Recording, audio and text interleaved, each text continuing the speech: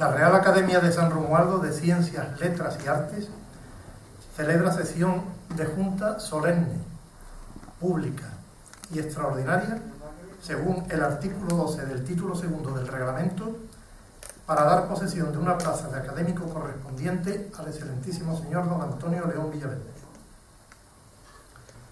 Se abre la sesión.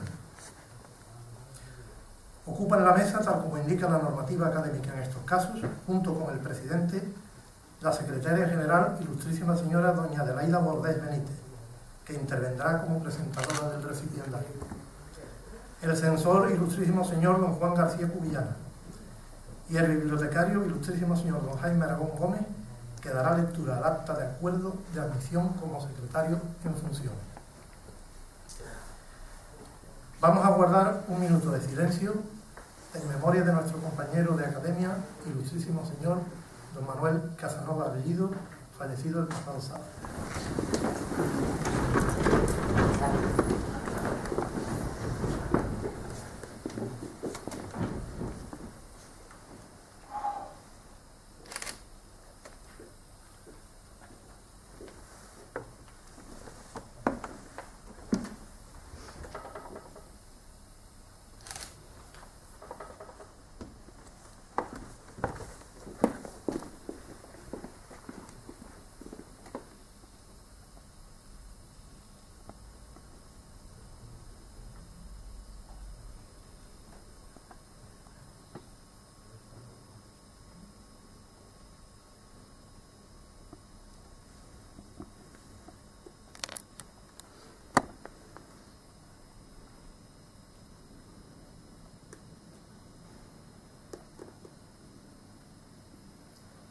Muchas gracias.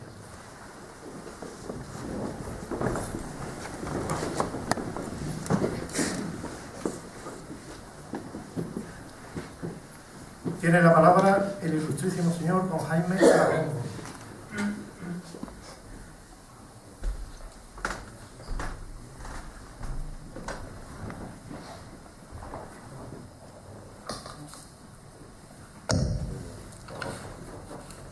En Junta General Extraordinaria, celebrada en la sede de la Academia, cita la Fundación Municipal de Cultura, el día 19 de junio de 2013, recogida en el acta número 268, se acordó el ingreso como académico en la clase de correspondiente del excelentísimo señor don Antonio León Villaverde, general del Ejército de Tierra retirado, comandante militar de Cádiz y gobernador militar del campo de Gibraltar entre enero de 2008 y octubre de 2011.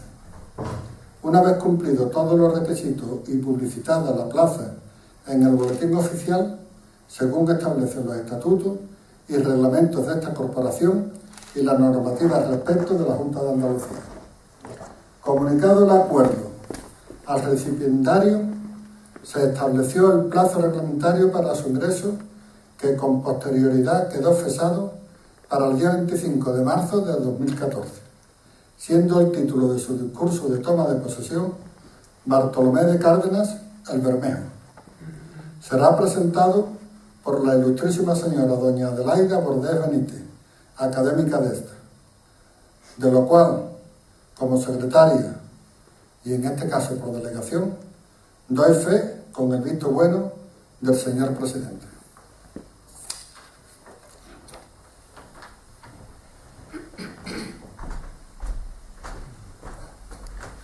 Muchas gracias, don Jaime Aragón. Por favor, don Antonio León Villaverde, suba al estrado.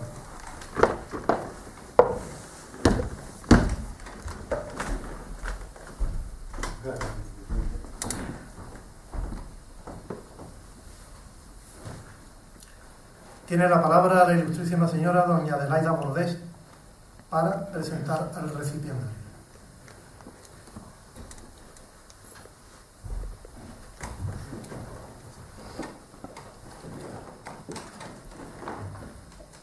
Excelentísimos e ilustrísimos señores, lindísimas autoridades, la Real Academia de San Romualdo de Ciencias, Letras y Artes recibe de nuevo al excelentísimo señor don Antonio León Villaverde. El 24 de abril de 2012 nos deleitó con una ilustrada, cuidada y curiosa exposición sobre la pluma y la espada que como armas unieron con suavidad, certeza y tino los poetas militares del siglo de oro. Una exposición en la que cuando nos reunimos aquel martes disfrutamos con la palabra, la de un orador cuya excelencia alcanzó por lograr la siempre difícil y rigurosa sencillez. Una exposición que puso de manifiesto su interés por la historia. Hoy volveremos a oírle de una forma muy especial, ya que asistimos a su ingreso en esta como académico correspondiente, con un discurso sobre Bartolomé de Cárdenas el Bermejo, artista pintor fascinante de quien sabremos mucho más de lo que recogen las enciclopedias una vez que nuestro recipiendario finalice su disertación. Porque el señor León Villaverde es un entusiasta del arte, como seguidamente tendremos ocasión de comprobar. No obstante, él es un hombre de ciencia, que eligió la milicia en una familia en la que las vocaciones profesionales se inclinaban hacia la medicina y las Fuerzas Armadas. Así pues, ingresó en la Academia de Zaragoza y luego pasó a Toledo y con 23 años se enfrentó a su primer destino, formar periódicamente a unos 200 jóvenes aspirantes que encontraron en él una mezcla de padre, confesor, psicólogo, un maestro en suma que desarrolló su labor con ilusión, pero al mismo tiempo también supuso un desafío que le aportó una experiencia increíble, gratificante y enriquecedora que le hizo reflexionar y preguntarse sobre la condición humana. Las respuestas las buscó en la medicina y en el derecho, pero le faltaba un pilar, y lo encontró en la teología. Estos tres ámbitos, junto con el trato y el contacto con las personas, han orientado, definido y consolidado el proyecto de vida del señor León Villaverde. Su último destino ha sido el cuartel general de la Fuerza Terrestre en Algeciras, para los cargos de general comandante militar en Cádiz y gobernador militar en el campo de Gibraltar. Ha estado al mando de varias unidades de combate, con una agrupación en Bosnia. Ha sido diplomado en 2 estados mayores, uno de ellos en Caracas, Venezuela, condecorado con la Gran Cruz y la Encomienda de la Real Orden Militar de San Hermenegildo, con la Medalla de las Naciones Unidas por Misiones de Paz, UNPROFOR, con los de la Estrella y el Sol de Carabobo en Venezuela, entre otras. En cuanto a condecoraciones civiles, citaremos las medallas de oro de la Comunidad Autónoma de Andalucía y la de la ciudad de Córdoba. Es miembro del Foro para el Estudio de Historia Militar de España, de la Ilustre Sociedad Andaluza de Estudios Histórico-Jurídicos, académico correspondiente de las Reales Academias de Medicina y Cirugía de Cádiz, de la de Ciencias, Bellas Letras y Nobles Artes de Córdoba por la ciudad de Algeciras y de la Hispanoamericana de Ciencias, Artes y Letras de Cádiz. Recientemente ha sido nombrado caballero de la Real, Noble y Piadosa Hermandad de Caballeros de San Fernando de Sevilla, miembro del Ateneo de Córdoba y presidente de honor de la Hermandad de Antiguos Caballeros Legionarios de Córdoba. Entre sus publicaciones encontramos el poemario Se equivocó la paloma, galardonado con el primer premio del tercero de Poesía y Periodismo General Gutiérrez. El amor y la muerte en la mitología, en el amor y en la milicia, títulos de ellos muy curiosos. También el ensayo Mis apuntes sobre la sexualidad y el trabajo sobre bellas artes dedicado a la biografía de Bartolomé Bermejo, artista pintor cordobés que se nos despista un tanto por la escasa documentación que de él se tiene y sobre el que el señor León Villaverde nos ilustrará a continuación. Bartolomé de Cárdenas el Bermejo es el artista pintor más importante de la segunda mitad del siglo XV, un periodo entre el gótico y el renacimiento en el que nació el arte hispano-flamenco, caracterizado principalmente por el color que se fue apagando, que se fue extraviando ese aire miniaturístico propio de las pinturas flamencas. Los fondos se transformaron hasta el punto de perder el aspecto preciosista de clara, muy clara naturaleza encantada. Puede que la aridez de la meseta hiciera que los tonos se volvieran ocres y los personajes broncíneos, ganando resiedumbre, monumentalidad y expresividad.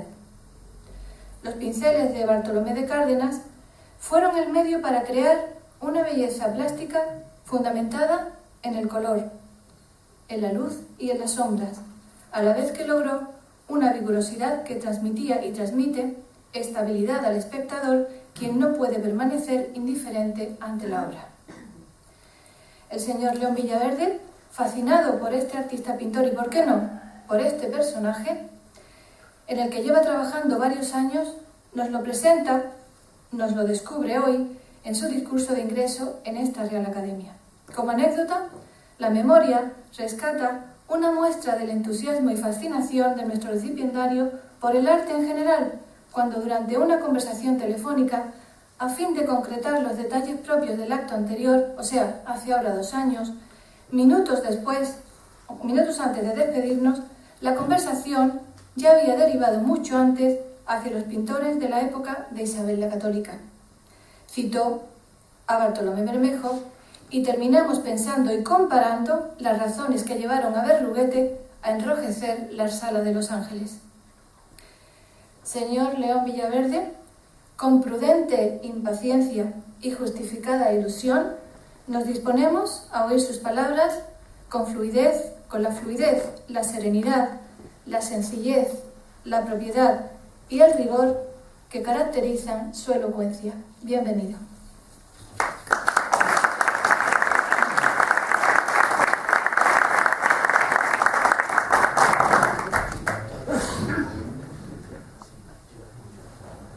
Muchas gracias, doña Adelaida Bordés. Tiene la palabra el excelentísimo señor don Antonio León Villaverde para pronunciar su discurso de ingreso en esta Real Academia con el título de Bartolomé de Cárdenas, el Bermejo. Por lo venia, señor presidente.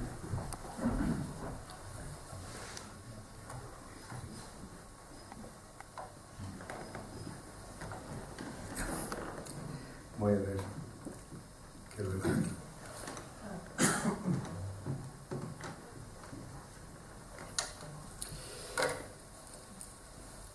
Excelentísimo señor presidente de la Real Academia de San Romualdo de Ciencias, Letras y Artes, excelentísimas e ilustrísimas autoridades, cuerpo académico, señoras y señores ilustres académicos, señoras y señores, deseo que mis primeras palabras sean de agradecimiento para los señores académicos don José Carlos Fernández Moreno y doña Adelaida Bordés Benítez, que tuvieron la gentileza de proponerme como académico correspondiente de esta corporación, iniciativa que, aprobada en la Asamblea Extraordinaria en junio del pasado año, ha permitido que hoy tenga el placer de dirigirme a tan selecto auditorio ante quienes ya me comprometo para una colaboración permanente. Por ello, igualmente, mi agradecimiento a los señores académicos que formaron parte de aquella asamblea. Y, desde luego, muchísimas gracias a la ilustrísima señora secretaria, doña Adelaida Bordés, por sus cariñosas palabras de presentación de mi persona, que manifiestan más las cualidades de su patrimonio espiritual que las calidades antes aludidas, a no ser que las sometamos al tamiz de su entrañable amistad. Muchas gracias, Adelaida. Permítanme, antes de entrar en el contenido de este trabajo, que ponga manera de justificación, por lo inhabitual, pienso, la elección del tema que nos ha de ocupar en los próximos minutos. Y es que, pudiéndose esperar de mí, como más lógica referencia a los centenarios históricos recientes, como la Constitución del 12, la Guerra de Independencia, el Tratado de Utrecht o las relaciones hispano-británicas derivadas del mismo, muy de actualidad en los últimos meses, comparezco ante ustedes para exponerles parte de un trabajo que inicié hace más de 10 años, publicado aproximadamente en un 30%, que versa sobre un pintor andaluz universal, aunque también un gran desconocido, llamado Bartolomé de Cárdenas el Bermejo. Nacido en Córdoba hacia 1440, trabajó en Valencia, Daroca, Zaragoza, Barcelona y probablemente en Flandes, donde se formaría en Castilla y en Córdoba. Tiene obras distribuidas en los museos de Estados Unidos, Reino Unido, Alemania, Italia, Portugal, Francia, y en España, en el Museo del Prado, en los de Bellas Artes de Sevilla y Bilbao, en los museos de Sant Pío de Valencia y en la Nacional de Arte de Cataluña, en la Colegiata de Daroca, en las catedrales de Barcelona y Granada y en varias colecciones privadas, tanto fuera como dentro de España. Este esbozo de su actividad justifica que en general la dispersión y el escaso conocimiento de su obra y que Bermejo fuera conocido como un pintor errante, el gran pintor nómada. Por lo anterior, y entrando ya en el tema, creo necesario encuadrar histórica y culturalmente en su tiempo a nuestro personaje, para lo que trataré los siguientes aspectos, todos ellos referidos a la segunda mitad del siglo XV. El marco histórico español, el contexto cultural en Europa y España y el más reducido ambiente local de la Córdoba de aquella época. 5 núcleos territoriales y políticos se estructuran como reinos en la península ibérica.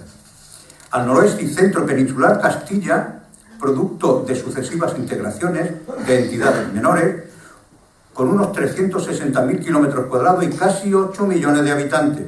Es el más importante y con más potencialidad, aunque adolezca de madurez histórica como conjunto. Al este y al noreste, Aragón, con unos 100.000 kilómetros cuadrados y algo menos de 1 millón de habitantes, en cierto retroceso, si bien con madurez y firmeza institucional como conjunto integrado. La tercera comunidad política era Navarra, que tras momentos de esplendor ahora languidece por problemas dinásticos internos, quedando sin posibilidad de expansión territorial hacia el sur, bloqueada por las dos anteriores.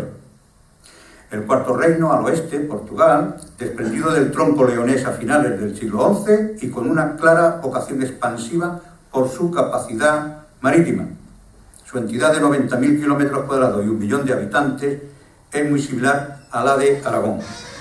A estos 4 hay que añadir un último reino musulmán, el de Granada, que englobaba la complicada orografía penibética en una extensión de unos 30.000 kilómetros cuadrados y cerca de medio millón de habitantes, que abarcaba las actuales provincias de Málaga, Granada y Almería y una franja de las limítrofes, y que se debilita por problemas dinásticos. En Castilla reina Enrique IV, en conflicto con la nobleza a la que vence en la batalla de Olmedo, tras nombrar heredera a su hermana Isabel por el Tratado de Lisandro y 2 años después a su hija Juana la Beltraneja, propicia una guerra civil que se resolverá a favor de Isabel tras la batalla de Toro, aluera esta con victoria sobre los portugueses y la firma del Tratado de Alcáçovas. En Aragón reina Juan II, que somete la rebelión de burgueses y payeses de Cataluña en 1472. Le sucede en 1479 su hijo Fernando II, que había casado con Isabel 10 años antes. Siendo ya ambos reyes, Isabel y Fernando, acometen una serie de acciones integradoras y modernizadoras que, respetando ciertas peculiaridades de cada uno de sus propios reinos, tenderán hacia la unidad con unas repercusiones trascendentales y decisivas incluso para la España de nuestros días. Y así buscan la unidad política y jurisdiccional, cercenando los poderes y privilegios de la nobleza y de los municipios, e incorporando a la corona los maestrazgos de las órdenes militares. La unidad moral y religiosa se consigue con la reinstalación de la Inquisición en 1481. La unidad territorial se consigue con la reconquista del Reino de Granada en 1492 y la consecución mediante matrimonio del Reino de Navarra en 1512. La conversión de España en un Estado moderno se consigue mediante la reorganización de la Hacienda, la reforma del ejército y la reforma de la justicia y la consolidación del orden público. Un segundo aspecto a tratar es el ámbito europeo del pensamiento, que es un tránsito entre dos mundos, el medievo que muere y el renacimiento que emerge.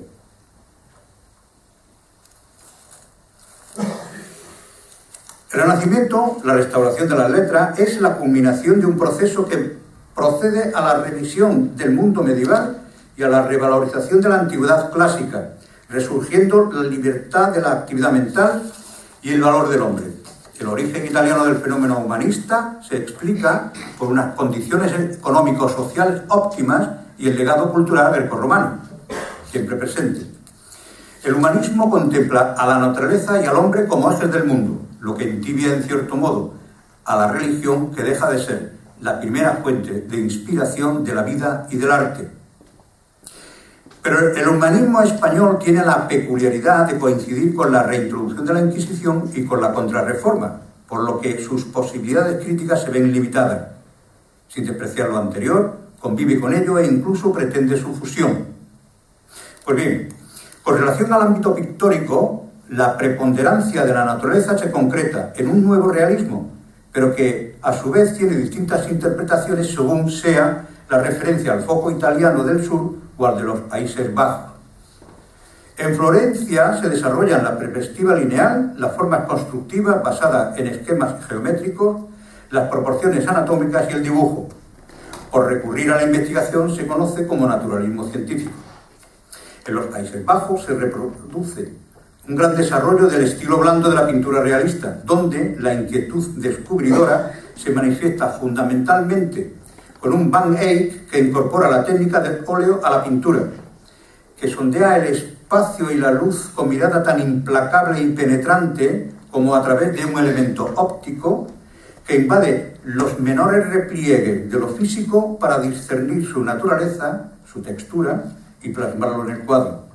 Es un naturalismo empírico que analiza la realidad observable y que se ayuda de la técnica del óleo para desleír colores, la técnica de la veladura y la matización cromática, y de una técnica preciosista realizada con pinceles de tan extremada finura que dieron como resultado una pintura deslumbrante de color, precisa en el dibujo y cuidada en el detalle, hasta un grado que superaría a los miniaturistas.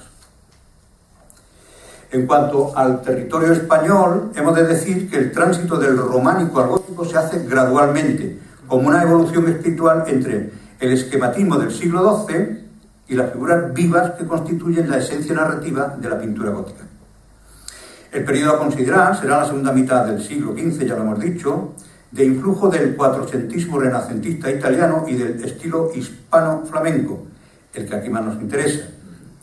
En España, las aportaciones extranjeras se asumen en su aspecto técnico sin aceptar plenamente su espíritu, antes bien transformándolo en una cosa distinta que es lo español con sus peculiaridades.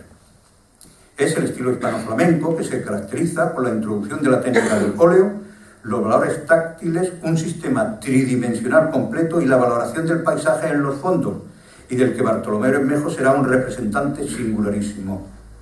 Los dos focos de influencia, Italia y Países Bajos, inciden en España de la España artística de la época de diversa manera. Así, en Valencia, abierta al Mediterráneo y con la tendencia italianizante de Jacomar, el influjo de la escuela flamenca no cuajó más que inicialmente. En Cataluña aconteció casi lo mismo, y a pesar del éxito de Dalmau,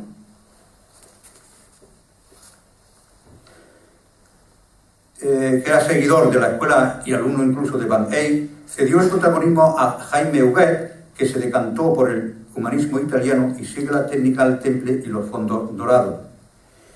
En Aragón el esquema es distinto, pero muy claro. Huguet había integrado a pintores desperdigados, pero aquí la presencia de Bermejo sí influyó de manera decisiva, introduciendo su tendencia hispano-flamenca.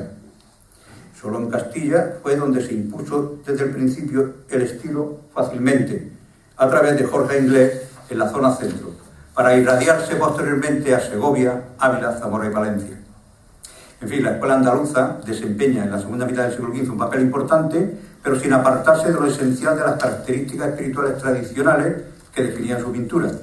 Y si finalmente nos concretamos en el ámbito pictórico cordobés en que nace y se cría Bermejo, podemos decir que su afición a la pintura pudo venirle por el ambiente que irradiaba el importante centro pictórico de Córdoba, que arranca en 1286 con el cordobés Alonso Martínez, realizador de la decoración de la capilla mayor de la catedral, y por la existencia de numerosos templos que pudieron ser contemplados en plenitud por Bermejo, todos ellos de claro concepto italogótico. Otro aspecto que quiero considerar es el del redescubrimiento de nuestro pintor pues sin que pueda justificarse lógicamente, Bermejo fue ignorado por la historiografía durante siglos. La crítica ha dicho tantos elogios de él y de su obra que resulta chocante que en 1559 el reconocido humanista Francisco de Holanda, experto en el arte de su época, solo hiciera una vaga y sarcástica mención al color de su pelo, pero sin nombrarlo, lo que implica suficiente fama para ser citado, pero que orienta hacia alguna vulnerabilidad de su personalidad para las relaciones. Luego, Bermejo pasaría al olvido. Un resumen del proceso de redescubrimiento sería el siguiente. El primero en revelar la existencia de una de sus obras, La Piedad, fue Pablo Piferrer en 1839. Pintada al óleo, había figurado en varias exposiciones de arte antiguo y especialmente en la que se organizó en Barcelona en 1902. En 1905, el crítico británico H. Cook publicó un artículo en la Gaceta de Bellas Artes de París en el que daba a conocer un San Miguel de la colección Werner de Londres, firmado por Bartolomeus Rubeus, asignándolo a nuestro pintor. Esta asignación fue confirmada por Casellas, que demostró que Rubeus era el nombre tan latino de Bermejo. Esta nueva atribución añadió por analogía el cuadro representado por Santa Engracia. Posteriormente, el mismo Cook asignaba al pintor Rubeus otro San Miguel del Museo Calpet de Aviñón y la Anunciación pintada al dorso. Igualmente, San Pedro y Miguel trata de la posibilidad de que fuese este nuestro artista el autor de La Piedad de Villeneuve-les-Avignon, que se conserva en el Museo del Louvre, y de los dos santas faces de la colección Bosch de Madrid. Otros autores atribuyeron al pintor cordobés La muerte de la Virgen, o Tránsito de la Virgen, del Museo de Berlín, donde se evidencia claramente una sensibilidad por el efecto de la luz en los interiores. Estas atribuciones han dado lugar a un proceso que se ha prolongado hasta nuestros días con nuevas reasignaciones. Por ejemplo, La Virgen de la Leche fue la última obra asignada a Bermejo en el año 2001 y se encuentra en Valencia. Pues bien, tras la recuperación por la historiografía de nuestro pintor, adentrémonos ahora en el misterio de la formación de Bartolomé Bermejo, tradicionalmente considerada como una incógnita sin resolver.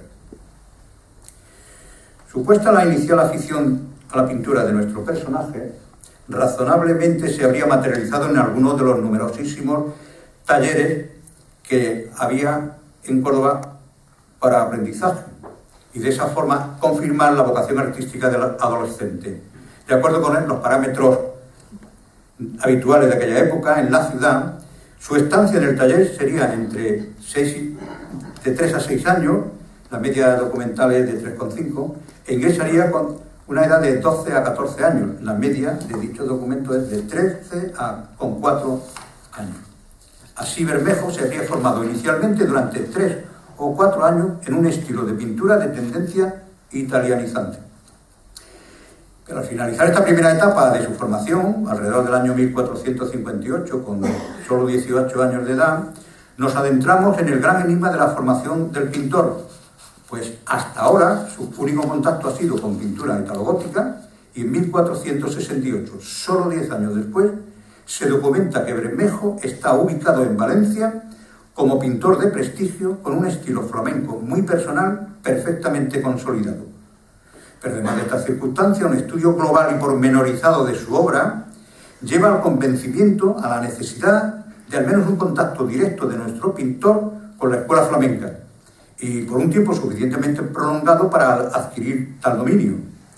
Y aunque algunos autores sostienen que esta formación pudo adquirirla en Aragón, en Lisboa o a la sombra del Bosco, la mayoría mantiene lo anteriormente dicho, porque, cito, la destreza y seguridad con que maneja los elementos flamencos no pueden justificarse a través de intermediarios. Fin de la cita. Así pues, la pregunta sigue siendo, ¿en qué taller y con qué maestro se formó Bermejo?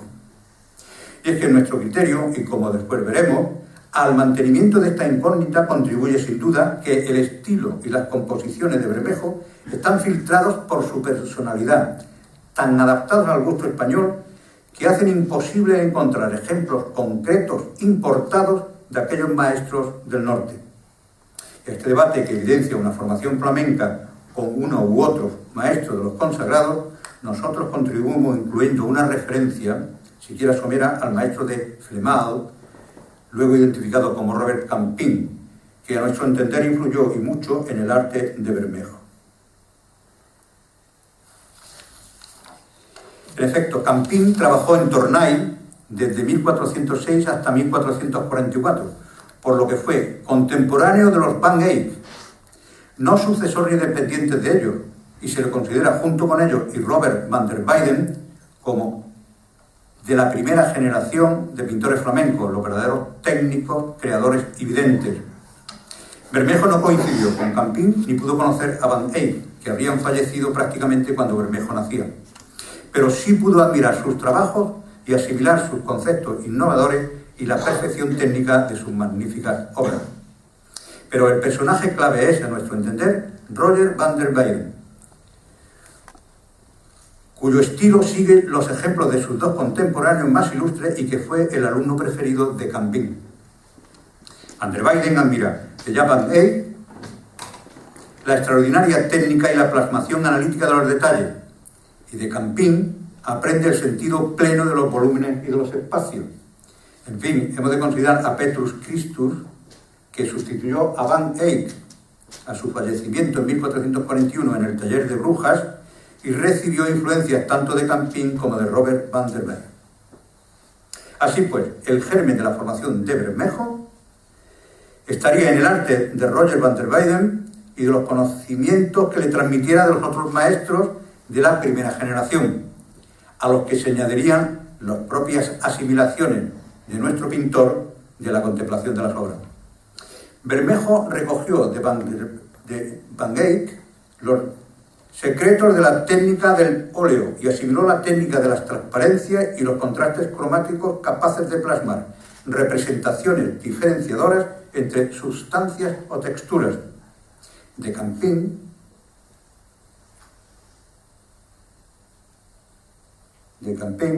recoge el realismo y la rudeza de los rostros, el tratamiento volumétrico de los cuerpos, los pliegues de la ropa y los numerosos minúsculos detalles que se distribuyen en amplios paisajes que contribuyen a la profundidad del espacio de forma experimental sin exactitud matemática.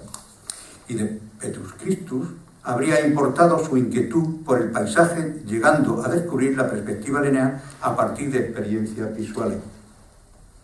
De la extraordinaria nómina de maestros de la segunda generación, como Meilin, Van der Goes, Gerard David y Eric Bout, recoge detalles, pero que deben entenderse, o al menos así lo interpretamos, como elementos de modelos o antecedentes comunes.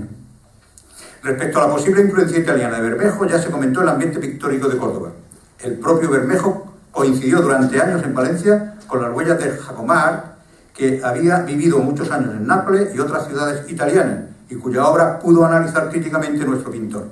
Y en fin, como Bermejo demostró a lo largo de su vida una clara inquietud viajera, sería aconsejable no descartar un contacto directo con los maestros italianos en el centro pictórico del sur.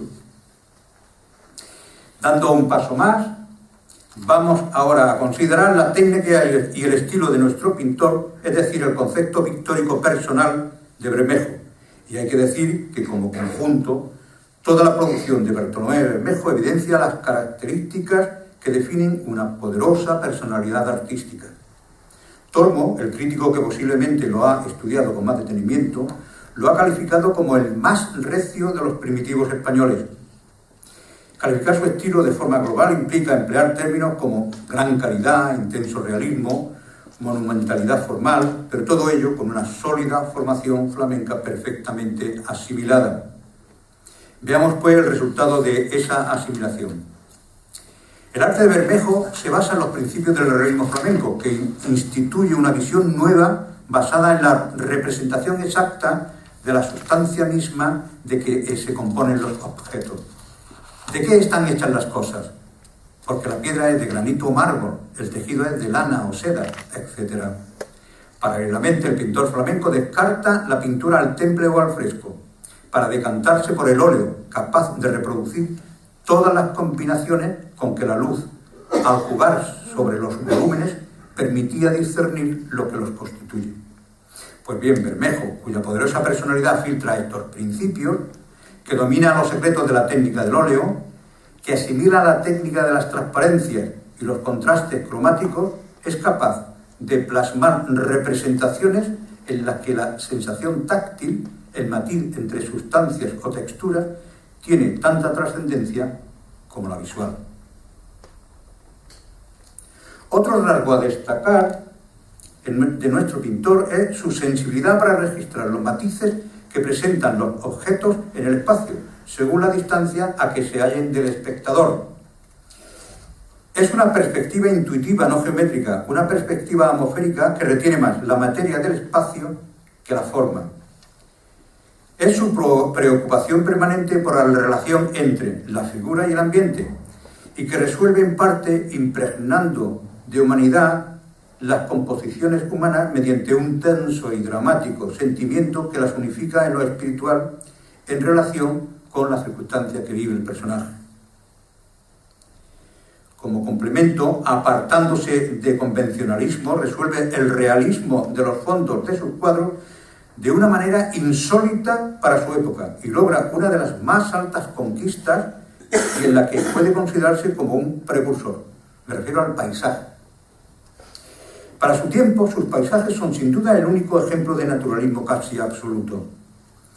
En la búsqueda de la verdad y de la intensidad, llega a precisar en forma y color incluso la hora captada en la contemplación. De ahí sus lejanías rojizas de puestas de sol, que se refleja en las rocas, en los edificios y en las personas del primer término. Bermejo acomete valientemente el problema de la unión que un realismo total exigía entre la luz reflejada por los personajes y la del ambiente en que estos se hallan. Optó por considerar como elemento absolutamente independiente las figuras y el ambiente. Invariablemente a los personajes los ilumina por un foco único, poderoso y distante, cuyos rayos paralelos inciden en un ángulo de 45 grados desde la izquierda del espectador, y al paisaje pone luz propia, figurada, en modo realista. Pero hay más. La raíz hispana de Bermejo manifiesta su tendencia a conducir las formas hacia lo corpóreo escultórico y la monumentalidad, traducido en unas composiciones en las que los personajes se imponen por su grandiosidad y la sensación de estabilidad que producen.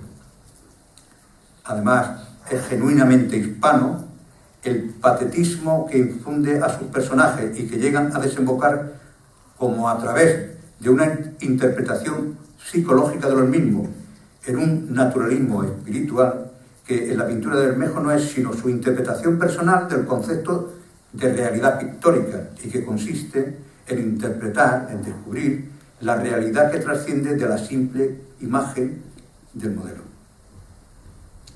En ese sentido, destaca el excepcional equilibrio expresivo de Bermejo, que consigue integrar su formación flamenca, que es muy dramática, con su espíritu latino más mesurado y emotivo. La plasmación del dolor, por ejemplo, en la Piedad y en la Santa Faz que se ven ahí, se ha sublimado para no caer en esa imaginación de la crueldad, describiendo tormentos del cuerpo y del alma, pero que contrastan con la expresión de serenidad de otras circunstancias, como es la Santa Engracia.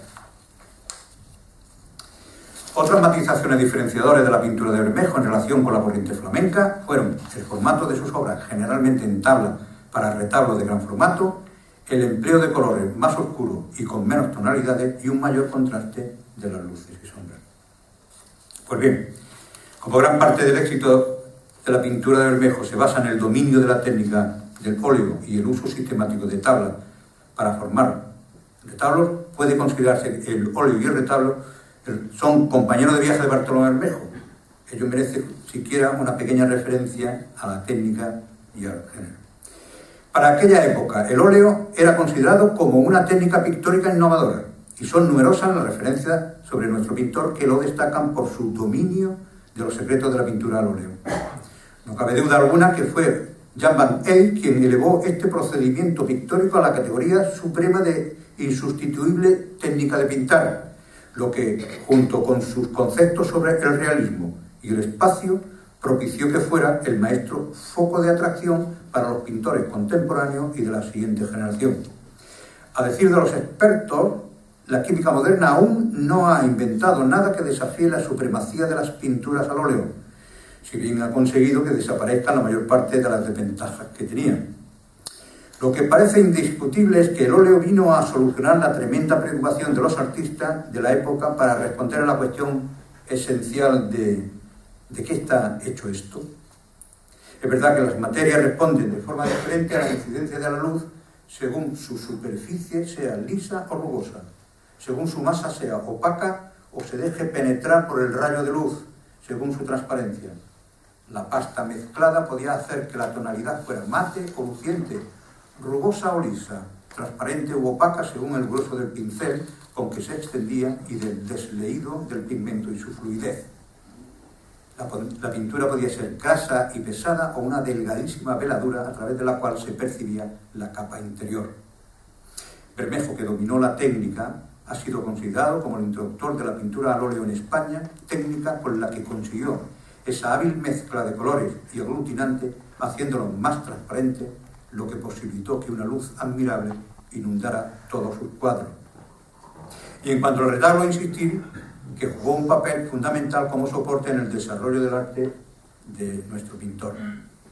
Aunque aparecieron alrededor del siglo X, cobraron importancia progresivamente a lo largo del tiempo, alcanzando un gran esplendor en los últimos años del siglo XV, coincidiendo con la vida activa de nuestro pintor. Este desarrollo del retablo se produjo porque el paso del románico al gótico supone un cambio estilístico, pero en primer lugar en la arquitectura, con una progresiva perforación y eliminación de la materia muerta de los paramentos. Esta escasez de soporte obligó al desplazamiento de la pintura decorativa que los utilizaba.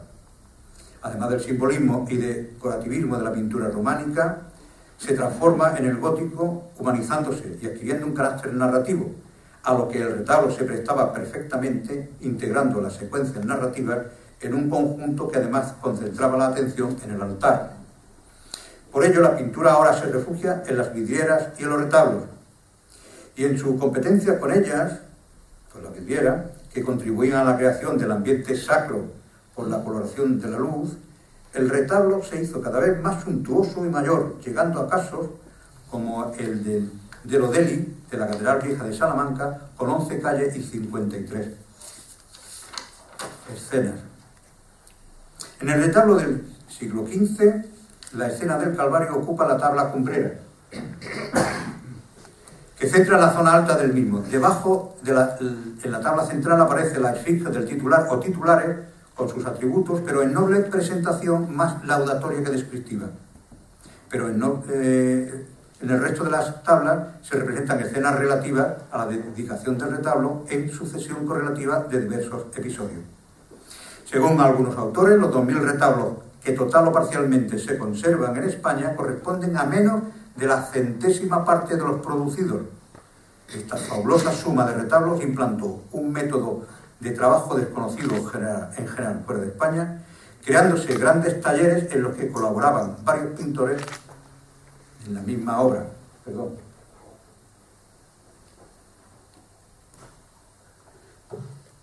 Pues bien, tras esta primera parte ya conocemos a Bermejo y a continuación pasaremos a describir la visión convencional que se tiene de su errante vida, que personalmente contemplo como una búsqueda permanente del pintor por alcanzar una meta que posiblemente solo intuía y nunca fue satisfecha. En este recorrido completaremos el trabajo de Bermejo que hasta ahora hemos expuesto, aunque sin comentarios sobre las obras que se han visto. Y lo haremos con una mínima referencia a las posibles motivaciones para su permanente nomadeo y a su producción pictórica de más calidad, en concreto sus 4 obras maestras. La primera fecha a considerar es 1468, de una carta de pago de San Miguel de Tous, Valencia, que acredita documentalmente su ubicación en la ciudad, a la que pudo sentirse atraído el pintor por su gran prosperidad y las posibilidades de trabajo que ofrecían la construcción de nuevas iglesias y la gran catedral gótica iniciada en el siglo XIII y que estaba a punto de ser terminada. Considerando que Bermejo debió llegar sobre 1464, esta primera estancia valenciana duraría unos 6 años. Con su decidido concepto flamenco, no debió encontrarse muy a gusto el pintor en una ciudad donde dominaba la estética italianizante, y con dos pintores sobresalientes, Luis Dalmau y Jacomar, ambos serios rivales, muy arraigados en la ciudad, aunque ya fallecidos. Pero Bermejo sorprendería a los valencianos con su obra El San Miguel con el donante arrodillado, pintado para el señor de Tours, donante muy complacido que el 5 de abril de 1468 realiza un adelanto con una carta de pago por la obra. Se trata de la tabla central del retablo del mismo nombre y que pertenece a la colección de Lady Ludlow, que se conserva en la National Gallery de Londres, firmada por Bartolomeus Rubeus, y que representa al San Miguel con la característica rodela pisando al Luzbel vencido junto al donante Antonio de Juan, que se halla arrodillado. En esta obra se evidencia la conjunción del carácter representativo y decorativo de la etapa anterior y el dinamismo de la imagen en movimiento del realismo que se avecina. Y brilla de modo inconfundible la actitud del pintor por lo táctil, pues basta comparar en la zona baja de la pintura las cualidades de la espada y el traje del donante, acero y damasco de seda, la repulsiva materia que forma el cuerpo del monstruoso Luzbel y el reflejo de la luz en la armadura, matizaciones realistas que estaban mucho más allá de lo que había hecho Jacomar. Otra obra de la época valenciana, en una segunda etapa hacia 1483, es la tabla central de un tríptico, La Virgen del Niño, o la Virgen de Montserrat, de Monferrato en italiano, que se conserva en la Catedral de Acqui, Italia. La obra sencillamente prodigiosa, en particular la cabeza de Nuestra Señora, modelada escultóricamente con una calidad carnal impresionante y un paisaje al fondo poblado de arquitecturas.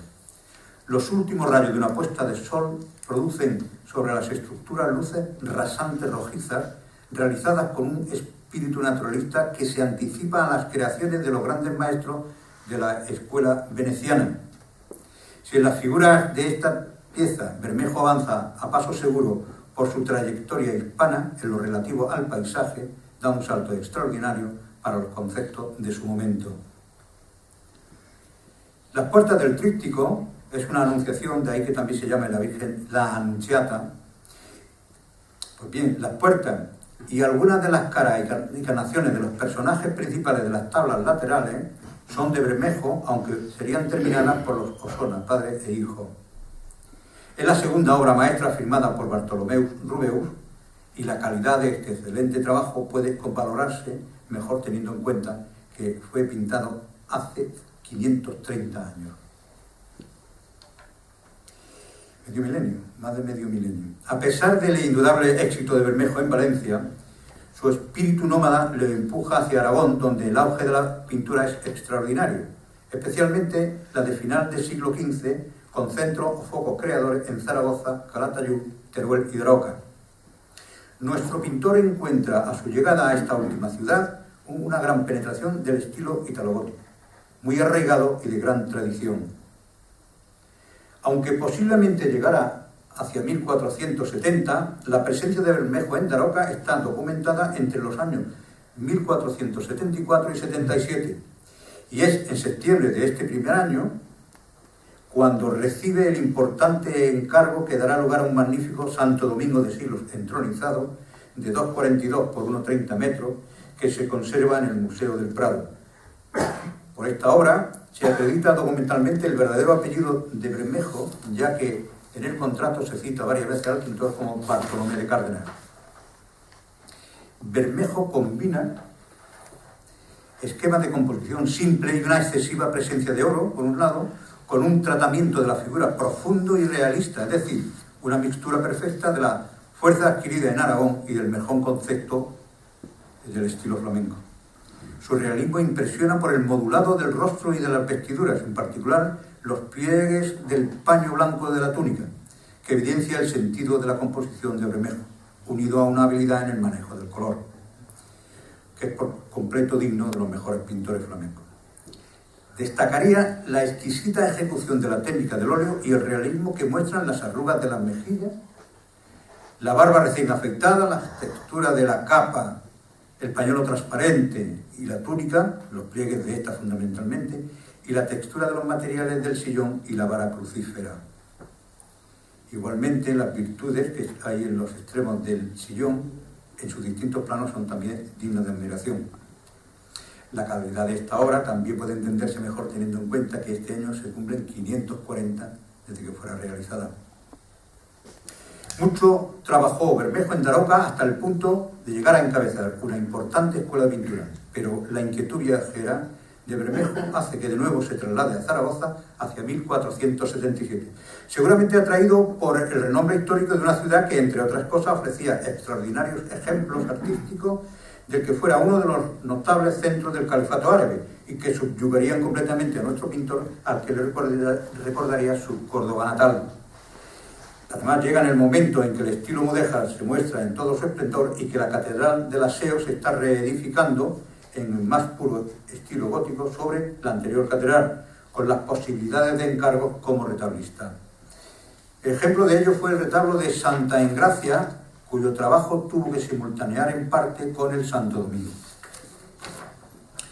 8 años pudo estar Bermejo trabajando en en Zaragoza, donde pronto conectó con los más importantes pintores del momento, precedidos de la fama adquirida en Daroca, algunos de los cuales colaboraron con él formando parte de su propia escuela.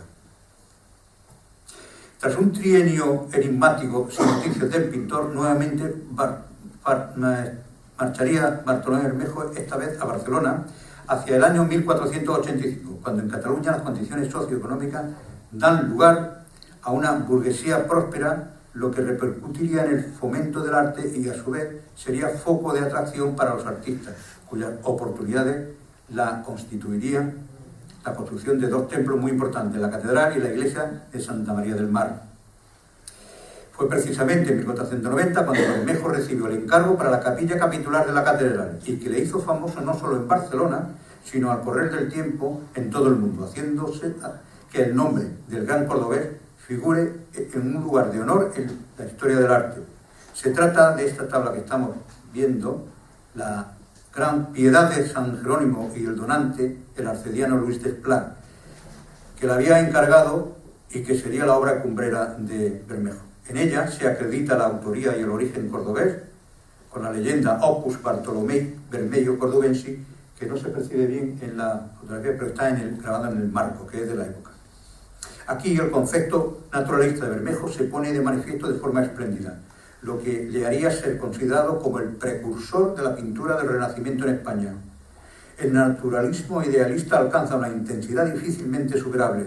La escena está concebida en un ritmo de cruz, señalado por la figura de Nuestra Señora, que tiene el cuerpo yacente de su hijo sobre el regazo. Las 2 figuras laterales, San Jerónimo y el propio Desplats, son estupendas y en su contenido y sencilla expresión de emoción y amor, y los detalles realistas de las lentes y la incipiente verba del santo. La tabla está realizada con gran dramatismo.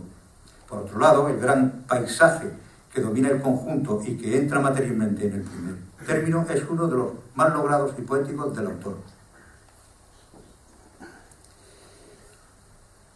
El paisaje puede considerarse como un ejemplar único del naturalismo paisajista, de carácter absoluto, con cambiantes atmósferas y efectos lumínicos, lejanías rojizas por la puesta del sol, incluyendo una vertiente magistral de la representación de la lluvia. Bermejo es el verdadero precursor de la grandiosidad paisajística de Rubén. Larga y fructífera fue la etapa barcelonesa del pintor cordobés, aunque gran parte de la crítica lo da por desaparecido hacia 1500.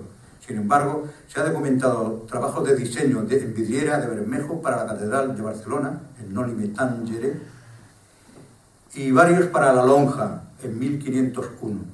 Y personalmente he tenido acceso a un documento en 1528 en el que se le sitúa en Córdoba en una transacción económica. Sin embargo, o por ello, su actividad pictórica se suele ultimar con su etapa catalana. Tras el resumen de su errante vida activa y el breve comentario de estas 4 obras, puede decirse que el cordobés Bartolomé Cárdenas, el Bermejo, fue un genial pintor adelantado a su tiempo, un pintor innovador y tal vez por ello sin raíces localistas, lo que seguramente también propició la dispersión de su obra. En cualquier caso, la calidad del pintor es extraordinaria y su producción numerosa. A Bermejo se le considera autor de 4 obras maestras que acabamos de comentar y, según algunos autores, hasta de 6. La crítica ha dicho del conjunto de su obra, globalmente considerada, siempre ha merecido el aprecio de los críticos e historiadores y estar colocada entre los más destacados del arte pictórico español. El juicio que ha merecido a la crítica el propio pintor se expresa, entre otras, con afirmaciones como las que siguen: uno de los más grandes maestros de la pintura gótica, el pintor más recio de los primitivos españoles, el Zurbarán del siglo XV, el más grande pintor de Andalucía anterior a Velázquez, el introductor del óleo en España, el precursor español del Renacimiento. Y también son aclaratorios comentarios sobre algunas de sus obras concretas. Para el San Miguel, luchando con Lupet, tan avanzada es la concepción que es difícil aceptar la datación de la obra, como ya sabemos, 1468. Del Santo Domingo de Silos se dice: en la obra más monumental del siglo XV y de la Piedad, posiblemente la mejor obra de Bermejo, hay varias referencias. Es una de las obras cumbres dentro de la historia de la pintura del siglo XV. Es una obra artística que por sí sola basta para procurar a su autor el dictado de gran artista. Contiene el paisaje más bello de toda la pintura española anterior al Greco. Su paisaje parece, en cierto modo, el verdadero precursor de la grandiosidad paisajística de Rubens, o contiene el paisaje más integrado dentro del cuadro de toda la pintura europea del siglo XV. Por lo dicho anteriormente, todo hace pensar que en los últimos días de su vida, Bermejo sintió la llamada de su patria chica y regresó a Córdoba hace ahora aproximadamente unos 500 años, seguramente buscando el reposo imprescindible como colofón de una vida errante. Por mi parte, finalizo esta exposición reiterando mi agradecimiento a la corporación por acogerme en su seno, a todos ustedes por su paciencia y por haberme permitido aproximarles la figura de Bermejo, escasamente reconocido en España, al que les manifiesto que idolatro desde hace más de una década, fecha en la que me comprometí a difundir su valía y su arte. En aquel momento tuve la oportunidad de manifestarme sobre ella y la compleja personalidad que intuía del pintor con estas palabras: el límite, como frontera que es, separa ámbitos, pero aporta incertidumbre del mayor sometimiento a uno u otro de ellos. Esto es especialmente cierto en el arte, donde las tendencias futuras se abren paso a través de las raíces. El que personalmente me conmueve es el límite que se adivina en la creatividad pictórica entre la genialidad y la patología. Muchas gracias, he dicho.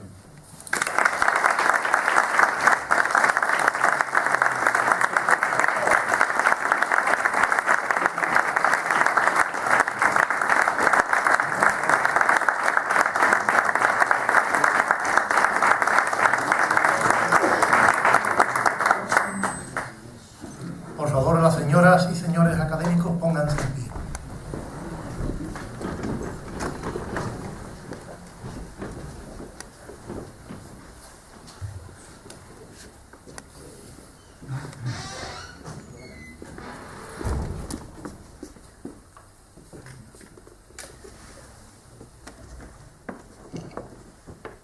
Prometéis observar los estatutos, el reglamento y acuerdos de esta academia, honrarla siempre, mirando por su mayor lustre y esplendor, y cumplir fielmente todas las obligaciones de académico? Sí, prometo.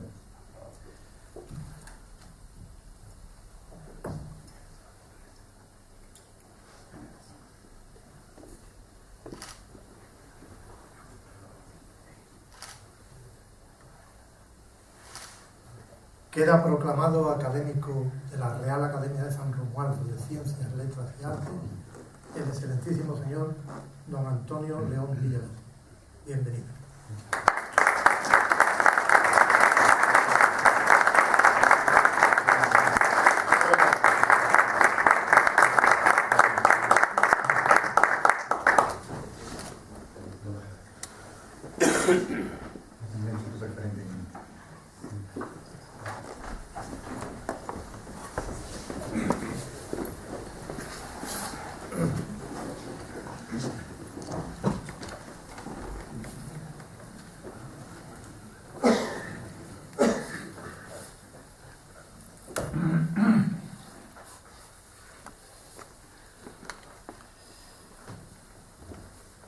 Enhorabuena, compañeros ya de academia y querido amigo que ha frecuentado nuestra institución en multitud de ocasiones antes de tomar posesión en el día de hoy.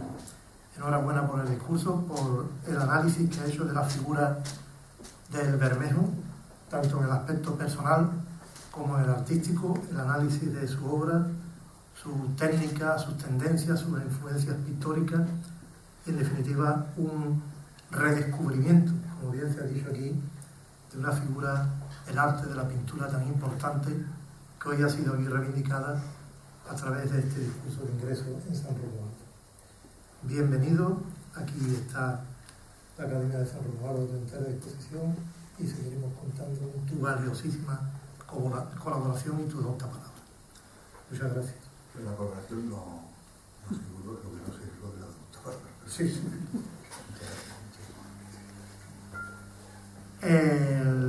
Los dos próximos actos de la Academia, como es costumbre en esta fecha, la Academia puede dedicar una atención al periodo de Cuaresma. En esta ocasión vamos a tener dos actos relacionados con la Cuaresma. El primero será el martes próximo en el Centro de Congresos.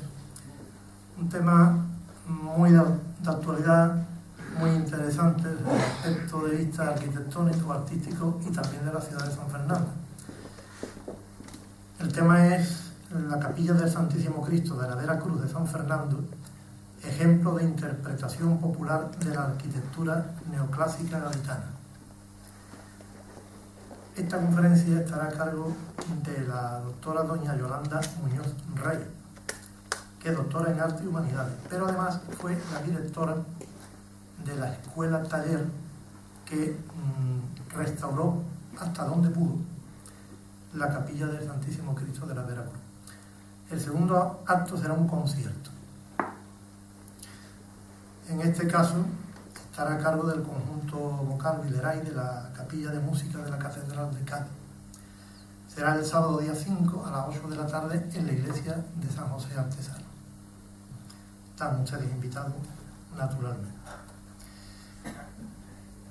Levántese acta de esta sesión que se da ya por levantar. Muchas gracias.